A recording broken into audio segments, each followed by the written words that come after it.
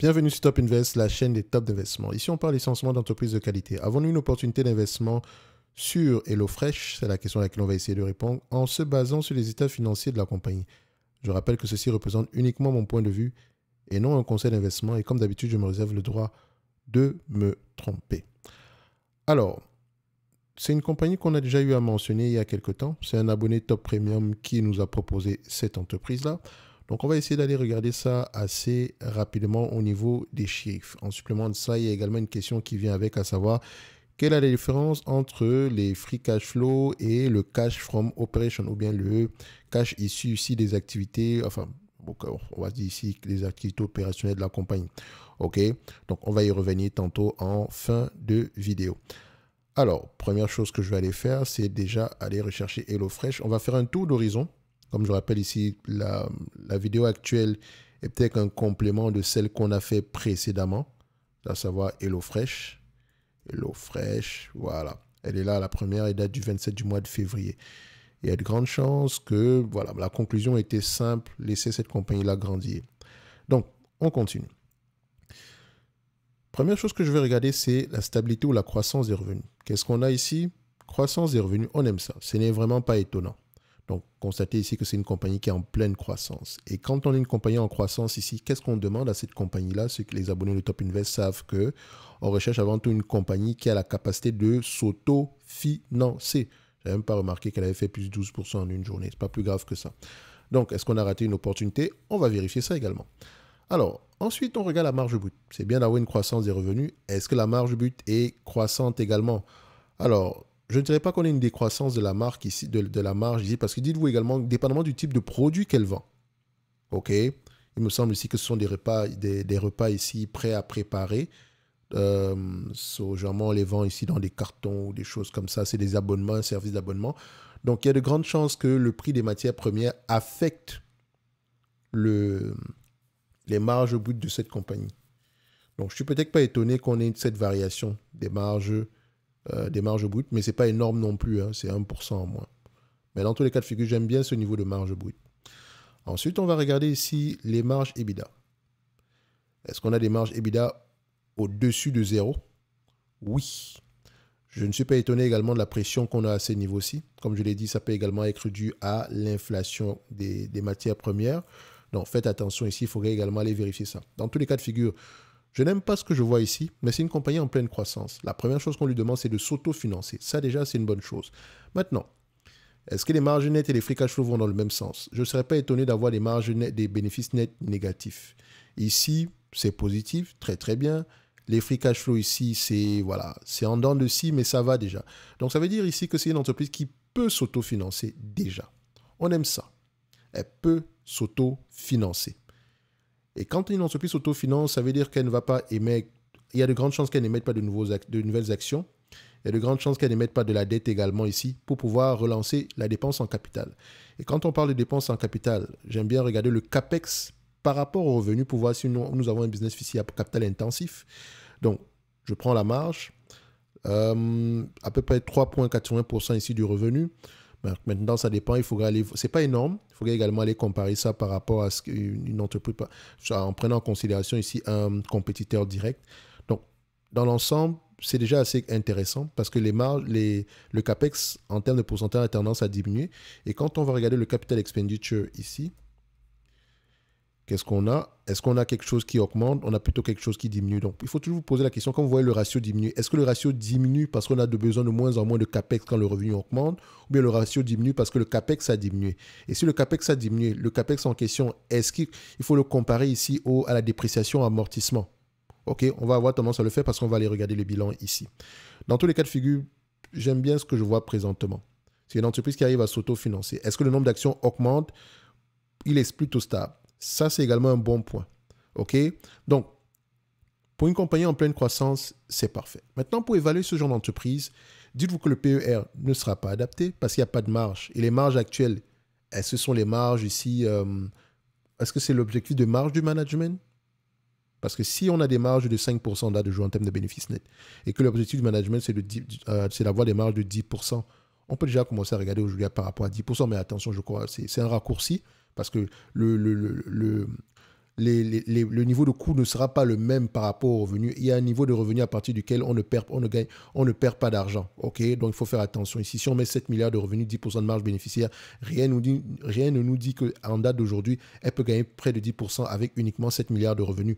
D'accord? Donc, elle pourrait peut-être gagner 10% avec 10 milliards ou bien 20 milliards de revenus. Faites attention, parce qu'elle va dépenser moins en dépenses opérationnelles ici.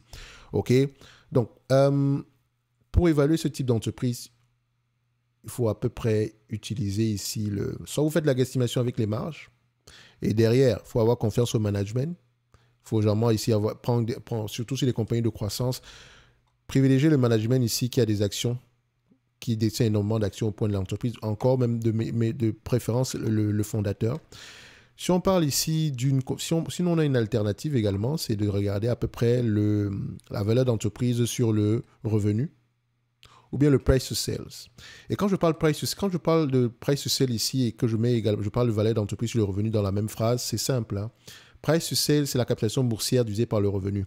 Valeur d'entreprise ici est égale capitalisation boursière plus ou moins la dette.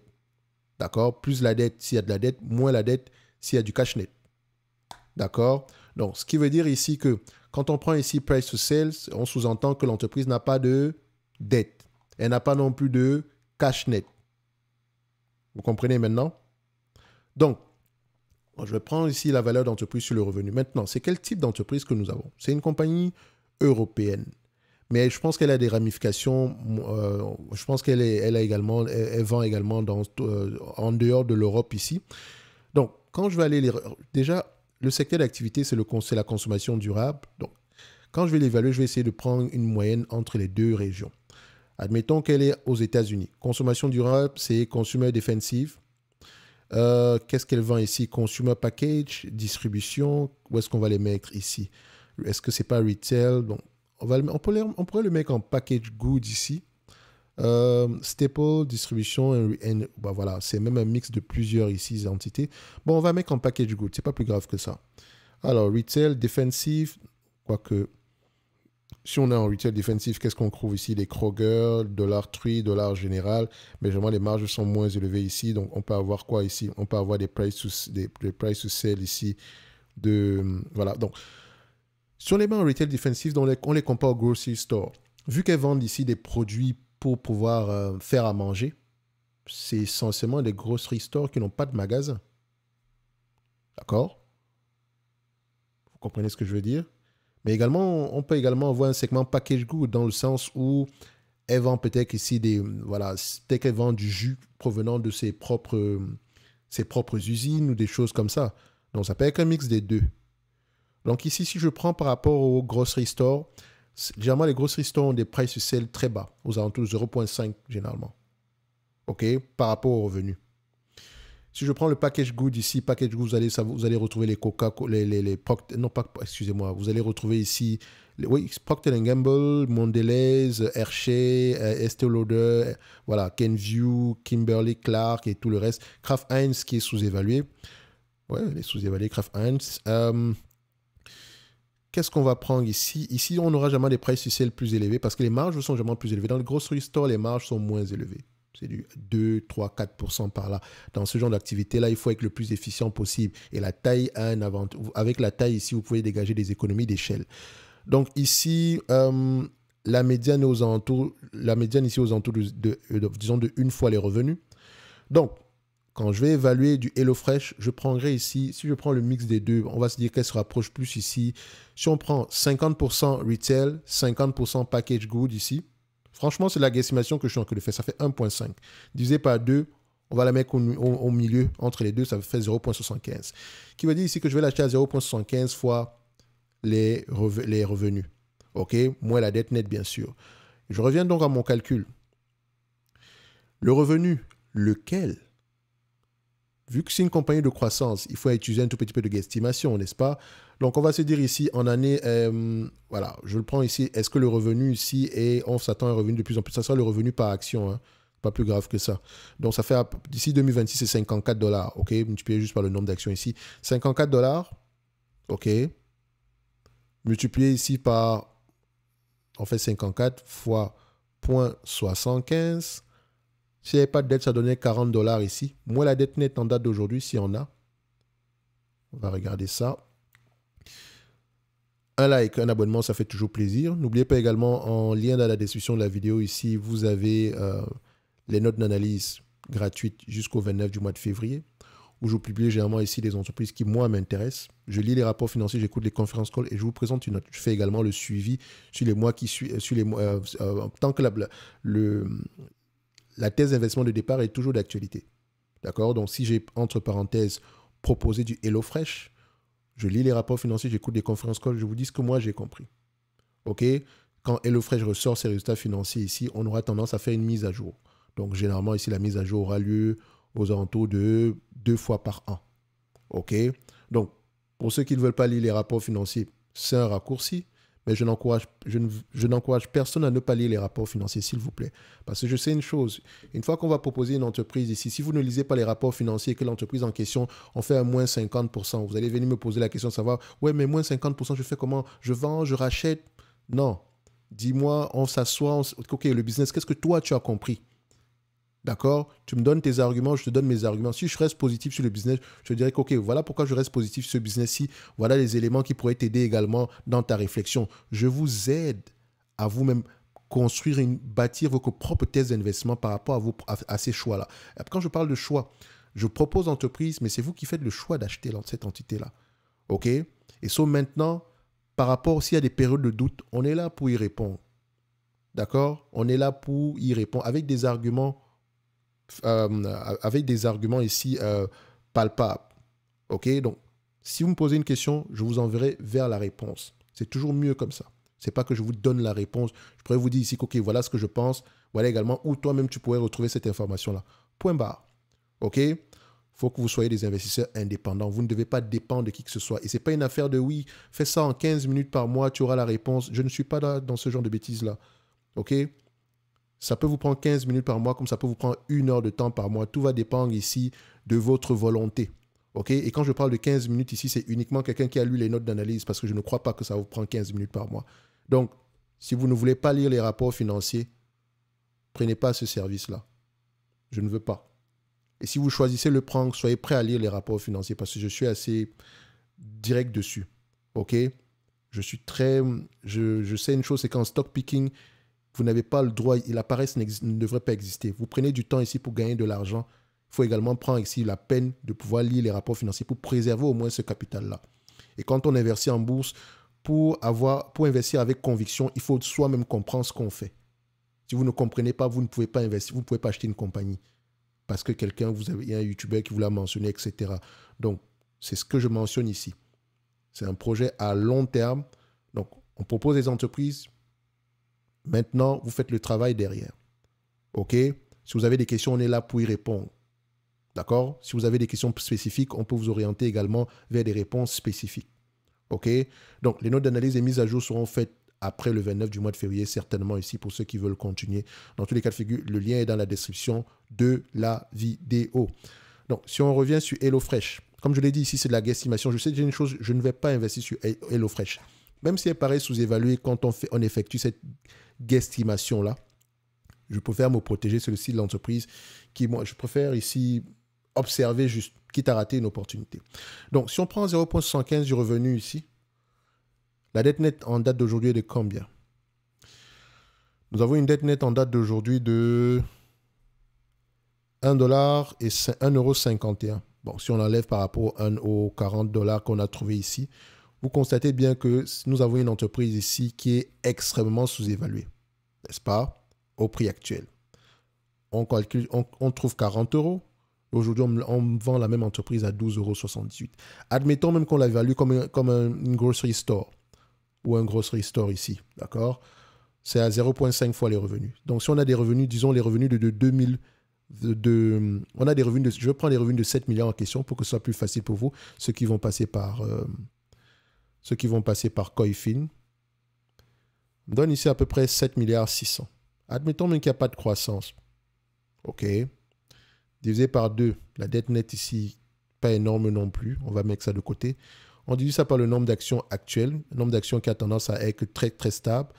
Ça donne ici 181 $ l'action. Ah, excusez-moi, on a 181 millions d'actions ici. J'arrondis bien sûr. Ça donne ici à peu près 20 dollars l'action. Donc je pense qu'au prix actuel, c'est pas si fou que ça de commencer à regarder du HelloFresh en profondeur. Le plus important pour moi, c'est que l'entreprise s'autofinance, qu'elle continue à générer de la croissance ici et qu'à un moment donné, si on arrive à des marges et qu'on arrive à commencer à dégager des marges stables. Quand je vois ce type d'entreprise ici, on aura tendance en période de maturité, vu le type de business, je pense qu'on va aller sur du 15-17 fois les bénéfices. Admettons 15 fois les bénéfices. Dans le 3 milliards 800, 253 dollars ici. Admettons qu'on est dans le grocery store, c'est à peu près 5% ici de marge bénéficiaire. Donc c'est un business ici, voilà. 5% de marge, juste avec 5% de marge bénéficiaire sur un revenu de 5 milliards, on pourrait déjà avoir ce niveau-là. Si on a à peu près un revenu de 5 milliards, une marge de 5% sur un revenu de 7 milliards 600, on sera à peu près à 380 millions. Si on compare à des grossery stores ici, et qu'on prend à peu près les marges de Walmart, je prends toujours de la guesstimation. Hein. On a des marges de 3%, admettons. Prenons même les marges de 3% sur le 7 milliards 600 en question. OK, 0.03, ça donne combien ici? 228 millions à 15 fois les bénéfices sans prendre en considération la dette, ça donne à peu près 3 milliards 200 ici, 3 milliards 420 ici divisé par 100,421, ça donne à peu près aux alentours de 18 €, l'action. Donc je pense que HelloFresh peut être intéressant au prix actuel. Maintenant, revenons à la question qui a été posée par l'abonné dans le service Top Premium ici. Il me posait la question de savoir quelle est la différence entre les net income et les free cash flow. Alors, je pense qu'il m'avait donné une réponse ici. Je pense même qu'il a déjà obtenu la réponse en question. Alors, on va revenir ici, parce qu'il y a une page qui m'a proposé. Net cash from operating activity, 73 millions. Il me montrait à peu près cette page ici, la troisième page, celle-ci, qui est à peu près aux alentours de free cash flow 6 500 000. OK. Cash flow opérationnel ici, c'est 73 millions. Et je pense qu'il m'avait dit que est-ce que le cash flow opérationnel, est-ce que le free cash flow, c'est le résultat net moins la dépense en capital, et que le cash flow opérationnel, c'est à peu près le résultat net plus à peu près quoi? Il m'avait dit, oui, le résultat net plus à peu près le working capital. Alors, on va s'asseoir 2 minutes. Le cash flow opérationnel, c'est essentiellement résultat net plus dépréciation amortissement qui sera ici l'équivalent de la dépense en capital. D'accord? Théoriquement, la dépréciation amortissement sert à la dépense en capital. Il y a des entreprises qui auront tendance à dépenser moins en capital et à déprécier plus d'actifs. Ça vous permet ici d'économiser en termes d'impôts. OK? Donc, cash flow opérationnel, tu vas retrouver le résultat net, la dépréciation amortissement et la variation du besoin en fonds de roulement. OK? Qui peut être positive ou négative. OK? Et exceptionnellement, de temps en temps, tu peux trouver ici des charges non financières. Quand on parle de charges non financières, ici, c'est au compte des résultats, si on fait moins 100 millions par rapport au goodwill, par exemple, on s'est rendu compte que la marque HelloFresh ne vaut plus autant, on fait moins 100 millions. Techniquement, on n'a pas perdu d'argent. Ce n'est pas de l'argent qui a été consommé. Ça veut dire que la valeur qu'on attribue à cette marque-là dans les bilans financiers va diminuer de 100 millions. Mais on n'a pas perdu 100 millions, en fait. En termes d'impôts, on va peut-être économiser 100 millions ici, mais derrière, dans les free cash flow, quand on va ajuster les bénéfices opérationnels, le 100 millions va se retrouver là-dessus. OK? Donc, revenons ici. Voilà. Voilà. Donc, tu constates donc que, vu que les bénéfices nets sont négatifs sur les 3 derniers mois, tu vas trouver 11 millions, enfin, disons, prenons les 9 derniers mois, 29 millions ici. Voici les ajustements que tu vas avoir tendance à retrouver. Dépenses en termes d'intérêt, ça, je n'aime pas ça. Ça ne devrait pas se retrouver ici et ça ne devrait pas être du positif. C'est pour ça que ça, il faut souvent reconstruire ces éléments-ci. OK? Donc, ces ajustements ici, donc, il faut les annuler. Enfin, il faudrait peut-être annuler certains éléments, mais ce n'est pas plus grave que ça. Ne compliquons pas la tâche. Sache que quand tu vois net operating income ou bien net cash from operating activity, c'est majoritairement le résultat net, la dépréciation amortissement, la variation au niveau du besoin en fonds de roulement et les charges non financières. C'est ce qui pourrait impacter cet élément-ci. Maintenant, à partir de ce chiffre-ci, on enlève la dépense en capital. OK? Au niveau ici de cash from investing activity. Et quand tu vois ici, property, plant and equipment, c'est la dépense en capital. OK? C'est la dépense en capital. Je ne vais pas compliquer la tâche ici parce que dis-toi une chose, c'est qu'il y a des entreprises ici comme ça. Software Development Expenditure, ça paye qu'une dépense en capital cachée. OK? Donc, il faut faire attention. Comme par exemple ici, le Payment of Contingent Purchase Price Liability, ça paye également qu'une dépense en capital cachée. Mais ne compliquons pas la tâche. Quand tu vois Property, Plant and Equipment, achat d'immobilisation, c'est la dépense en capital. Maintenant, ce qui est bien, c'est de comparer cet élément-ci par rapport à la dépréciation et amortissement. On a 193 millions ici, tu vois quoi? Dépréciation ici d'équipement, 60 millions.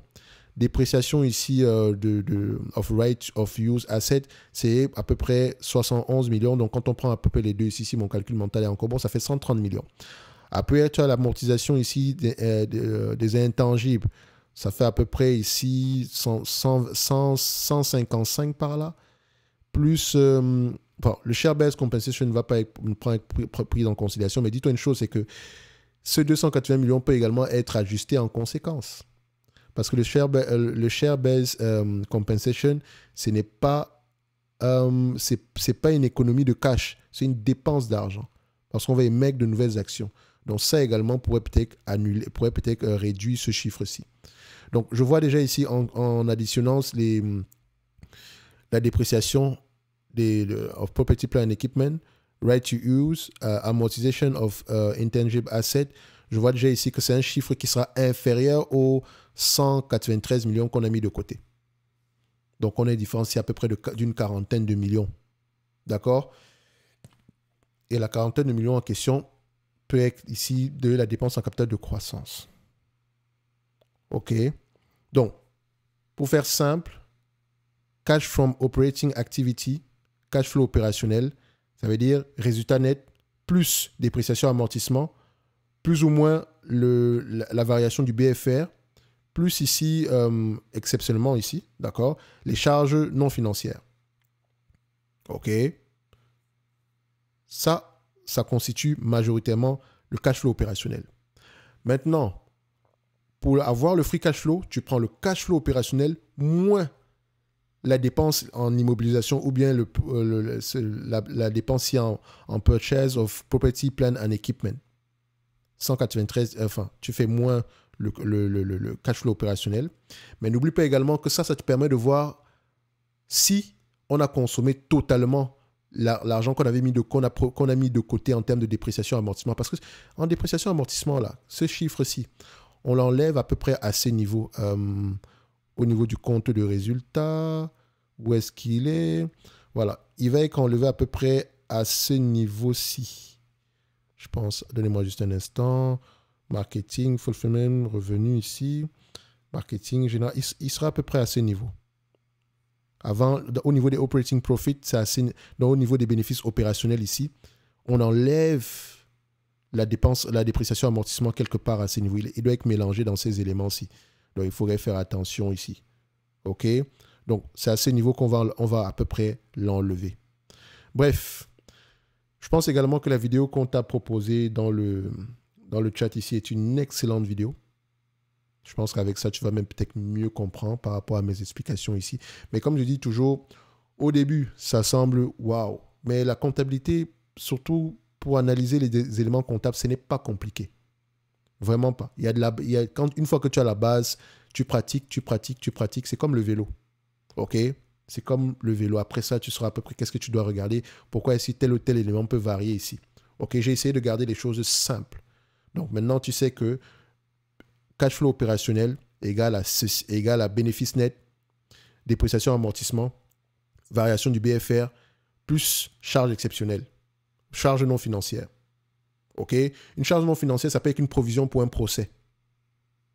Si on a provisionné, par exemple, si tu regardes le bilan financier de 3e ici, qui est à peu près à ce niveau, ils ont mis de côté à peu près une quinzaine de milliards ou un truc comme ça. Et tu vas voir ici que du point de vue bénéfice net, ils n'ont pas gagné d'argent. Il y a une perte en capital. Il y a une perte, excusez-moi, c'est pas une perte en capital.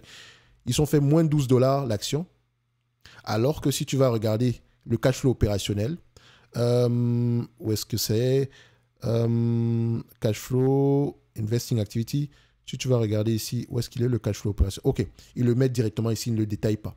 On te met ici 6 milliards 680 comme cash provenant des activités opérationnelles. Moins la dette nette, moins la dépense en capital, tu vois, c'est encore purchase, ou bien, voilà, je le lis en français, je sais. Purchase of property plant en équipement, d'accord? Donc, c'est ça la dépense en capital. Tu vois, c'est 1 milliard 600. Maintenant, si on avait développé cet élément-ci, j'aurais vu à peu près si on a dépensé en capital ce qu'on avait provisionné ici. Mais je peux également retrouver cette information si je remonte un tout petit peu plus haut. Où est-ce qu'elle est? Où est-ce que je peux retrouver cette information-là? Est-ce qu'il détaille également ici? Non, je pense également qu'ils l'ont mélangé ici. D'accord? Donc, ça va se situer également à ce niveau-ci. Bref. Tu as la réponse par rapport à la différence entre le free cash flow et le cash flow opérationnel. OK? N'hésite pas si tu as des questions. On est là pour y répondre. D'accord? Donc, le but ici est de vous permettre de vous-même monter en puissance. OK? Plus vous allez pratiquer, mieux ça sera pour vous. Pour HelloFresh ici, c'est quantitativement sous-évalué. Maintenant, si le business te parle, à toi de voir combien est-ce que tu vas allouer en capital pour cette entreprise-là. Maintenant, est-ce qu'on a un avantage concurrentiel ici? Je te dirais que la concurrence ici, vraiment, c'est par rapport au prix. Je ne vois pas comment est-ce que le consommateur ne va pas aller voir ailleurs. Si Walmart commence à faire la même chose aujourd'hui, si Carrefour commence à faire la même chose aujourd'hui, tu vois ce que je veux dire? La compétition peut être assez rude ici. OK? Surtout qu'on a des Uber, on peut avoir des ententes aujourd'hui pour la livraison, etc. Bref, c'est un business qui, quantitativement, est intéressant, mais ça prend beaucoup de guesstimations. Un like, un abonnement, ça fait toujours plaisir. N'oubliez pas, en lien dans la description, vous avez le lien vers les notes d'analyse ici. Et on se donne rendez-vous sur la prochaine vidéo. Merci.